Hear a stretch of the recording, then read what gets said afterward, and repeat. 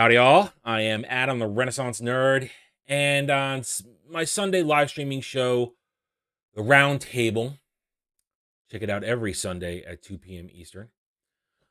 I wanted to talk some Disney news during the news segment, but at the time, I nixed it because I knew there was something Disney I wanted to talk about. I knew there was something underneath the surface that I felt I had a story. I don't want to tell, but I couldn't quite put my finger on it, and the single article I had ready to go wasn't enough. So I pulled it from the discussion topics. But after a couple days now, I found what was lurking beneath the surface. What I felt was an idea I wanted to expand on. Disney, to me, and remember, I don't like modern day Disney. I think modern day Disney is a trash company run by trash people, and they don't care about their customers. They only care about trying to make money. All their virtue signaling, all their identity politics, SJW bullshit is just that bullshit.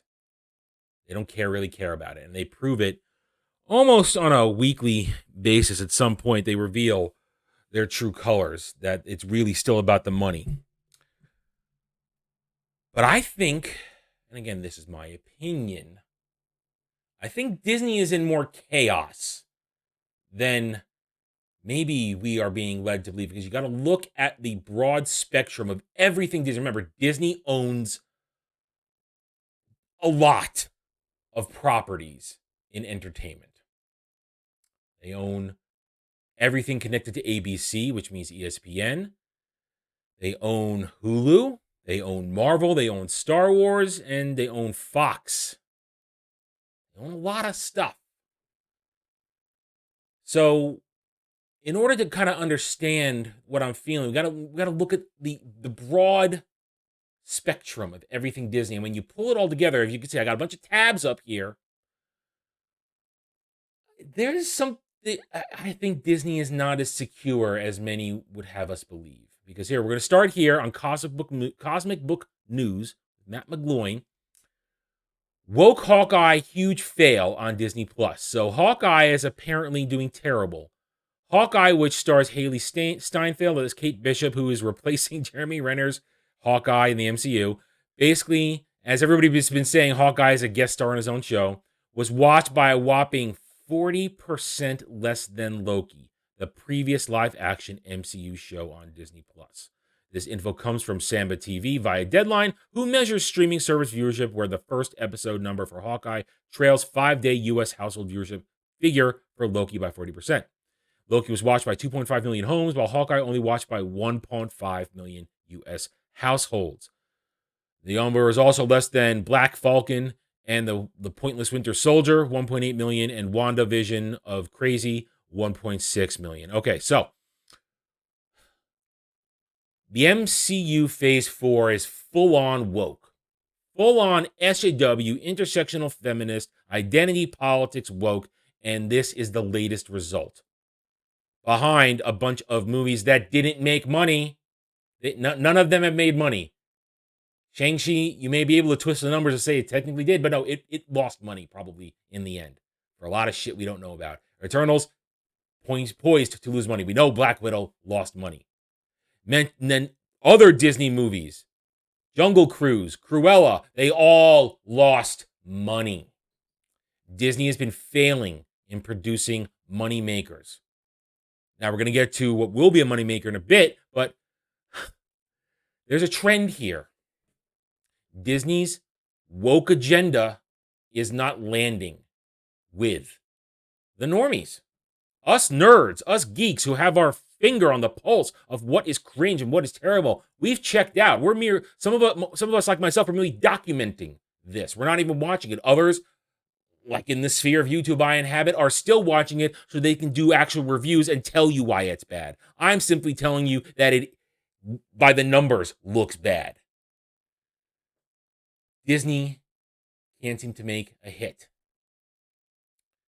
But it looks like Spider-Man No Way Home, which I am on the record of saying over and over again, check the receipts, will make money because people are going crazy trying to get their hands on these tickets. They really want to see this because the dangly, shiny objects of good old school Spider-Man content, or beloved in some cases Spider-Man content from the theaters, people are all over it. They want to see Willem Dafoe Green Goblin. They want to see Doc Ock coming back. They're even interested in seeing how Electro and Lizard play out. But, excuse me. Tickle there. Doesn't matter, though. This is surface. This is a Band-Aid. The success of Spider-Man is a Band-Aid on the bigger problem of the aimless, woke nature of MCU Phase 4. Because big news yesterday, Amy Pascal from Sony said, hey, we're going to make more Spider-Man movies. Isn't that great, everybody? And everybody's like, ooh. I held off doing a video. In fact, I didn't do any videos yesterday. I needed the day off. I was really tired. I held off on it, though, because I thought, I'm not going to jump on this. Let's see how it plays out. And it played out in a certain way. While everybody's talking about it, and while it's still something, Hollywood Reporter updated as the source the original article saying, Sony insiders note that though the studio has a strong relationship with Holland and Feige and hopes to continue the collaboration, there are no official plans for another trilogy at this time. So everybody wanted to make a big deal about more Spider-Man. That would make both Sony... Well, Sony's kind of winning right now because they're kind of having the most success, I would say, in the theaters and all that stuff. Make Sony and Disney look like everything's good, everything's copacetic. Everything's working. We're going to still make... Spider-Man's going to make a lot of money, so we're going to make another one. But wait a minute. This isn't actually real. It's not actually happening. There's no names on a contract. No terms have been set. So again, false flag of security was raised. And I say this is a sign that, maybe everything's not solid with Disney. Then again, Disney did have a hit over the weekend. Sort of. I mean, depending on who you talk to. I mean, Encanto, their latest diversity inclusion movie. And there's nothing wrong with it. I'm sure it's a perfectly little lovely movie. I don't plan on seeing it. I hate Disney's continuing foray into this 3D animation garbage. I hate it. I hate the look of it. The last one that was decent was, what was it called? Tangled, the Rapunzel version. That was actually a sweet movie. I liked that one, but that was the only one I kind of tolerated because it happened to be a very good movie. It was nice and heartwarming. This, Encanto, everybody's praising it for its diversity, and then great, that's fine. And if you like it, that's great. I'm sure it sounds like it's a perfectly little lovely movie. It sounds like there's nothing wrong with it. It's just, here it is. But then this happened a few days ago. This happened quietly over the weekend. CBR had a small article on it. I spotted it the next day and I thought, And then everybody started talking about it yesterday. Again, I held off because I didn't have, something told me to wait because I didn't have a full picture idea. I didn't want to just make one video on that. Disney owns Fox. Disney owns The Simpsons. The Simpsons are on Disney Plus. Yet in Hong Kong, which is no longer a free territory, it has been reabsorbed into mainland China as the One China policy. Season 16 of The Simpsons, and by then, The Simpsons, bottom line, it sucked. It sucked for well over a decade. By season 16, it was sucking already. I had checked out somewhere around 8 or 10, I think. So somewhere around there is when I checked out of The Simpsons.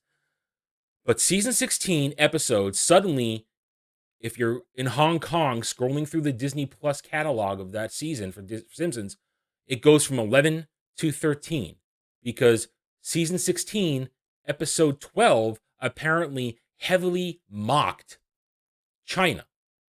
Heavily mocked China. Back, I guess, when The Simpsons was still doing its job as a satirical comedy. Making fun of the man, making fun of everything with equal reckless abandon. But they made fun of Mao. They made fun of the Tiananmen Square incident. Episode was pulled because Disney, for all their virtue signaling, they will virtue signal to the high heavens to appease here to show, look at our great diverse movie. But sorry, China, we're going to bend over and remove the critical episode from something literally almost a decade ago to appease you. So, because Disney's still trying to make nice with China, to repair their relationship, because China hasn't allowed an MCU movie in there for a year. I think Spider-Man's going to be there, but up until 3 weeks from now, 2.5, 3 weeks from now, there hasn't been an MCU movie aired in a Chinese theater. So Disney's trying to make nice. They want that Chi-Com money. They want that Chi-Com money. They need that Chi-Com money. And out goes equality. Out goes equal representation of commentary. We will promote diversity, but we must protect our income. Even though it's history. Even though that was history. Communist China has been an evil place. Mao murdered, 75, 80 million people during his reign of terror. Tiananmen Square, we still don't know the numbers on that. We never will. Thousands possibly murdered in open protest to communist Chinese policies. You get what I'm saying here? Disney wants you to believe they're diverse. Wants you to believe that we're shining a light on good, virtuous types of things, but then we're gonna edit something because it might piss off Big Daddy China, and we won't get that Chi-Com money. And it's been reflected. All of these things going on, and I'm sure there's even more. Sure, there's even more out there. As of the making of this video, this is the Disney stock for the past few weeks. Here's where we are. Basically on a major decline. Because somebody out there knows what's going on and is selling off. And that causes more sell-offs. I mean, I don't know really, I'm no stock market expert, but this is not good. And this all started a couple weeks ago when it was reported that Disney Plus failed to reach their marks in subscribers. When that happened, stock started to take a tumble. Dropped 5%, then dropped 7%. Then we had the massive fail of Disney Plus Day the other week. But that's not stopping Disney, because Disney over and over again has said that, hang on, 1 year. Let's see, one month. Let's take 1 month. There it is. Oh, that's a better look right there. Yeah, look at that. This is went up a little bit at the beginning of the month. Let's go 1 year. It's been on a steady decline since March. It had a little peaks and valleys here, but this is, look at that. Look at that. This is the fourth quarter right there. Look at that. Boom. Boom. That's a crater. And it started roughly around here. Probably around here. Maybe it was September. I'd have to check my video, but the whole announcement of not making its numbers. Not making its numbers. And they've invested everything in Disney Plus. In fact, they're investing more in Disney Plus. This is what I wanted to talk about this weekend. I couldn't really find a way, but now here we can cap this off. They're going to put another $33 billion into their streaming services for original content, because that's been one of the criticisms of Disney Plus, that there isn't original content. But what are you possibly going to do when your streaming service is geared towards family and children? How are you going to grab the normies? Really? How? A lot of people have checked out because it is a crummy service from what I hear. They don't offer anything new. We know the Marvel and the Star Wars crap is just that, crap. Book of Boba Fett's going to be shit. Ms. Marvel, oh yeah, looking forward to that. But they're going to dump the money in there. They're going to put it in there, and they're going to have 50 titles released in theaters and on streaming services in 2022, including original and franchise-based film and TV projects from companies under its ownership. According to Disney's General Entertainment Content Unit, this number goes even further in its TV department, with more than 100 series going into development. 60 of these are unscripted. Oh, that's going to be great. 30 are comedies, 25 are dramas, 15 are docu-series, limited series, and 10 are animated. 5 made-for-TV movies, and a number of untitled shorts are also in the docket. This is a shotgun approach. $33 billion shotgun cartridge. That's what this is. That's how I see this. They have no idea what they're doing. They're going to make all this stuff and hope that something sticks to the wall. You understand what I'm saying now when I think that there's trouble in the Magic Kingdom, more so than maybe we have been led to believe up until this point. The stock shows us there is trouble. And with the investors are not happy. The stockholders are not happy. They can replace Bob Chapek anytime they want, if they have the balls to. But they won't, because let's remember that the government, the United States government, under that massive ESG hedge fund, owns a large portion of Disney's stock. So they're gonna try and right and steady the ship. But all this stuff here, woke agenda failing. You'll make a lot of money here, but maybe it's not so secure going forward. Look at our virtue signaling. Don't look at our virtue signaling. Stock looks like crap. We're going to put a lot of money into a shotgun approach and hope something out of 100+ series, 50 titles in theaters and on streaming service. We're going to hope something sticks and catches fire. We're going to catch lightning in a bottle and maybe rejuvenate this dismal effort that has been Disney+. This is what I see right now. You may think I'm wrong. You may think I'm grasping at straws. But I'm taking the macro look at this because that's how I look at things. I look at things with the macro view. Then if I can, I'll go micro. Maybe need some help in that sometimes. Not really a micro person. I'm a macro guy. Disney ain't as strong possibly as we think it is. And I hope it falls. And this looks like what I said a long time ago. This looks like it might be death by 1,000 cuts. No one thing is going to topple the megalith that is Disney. A lot of little things to erode away the foundation. Death by 1,000 cuts. Bleed them by 1,000 wounds. Eventually, drain them dry.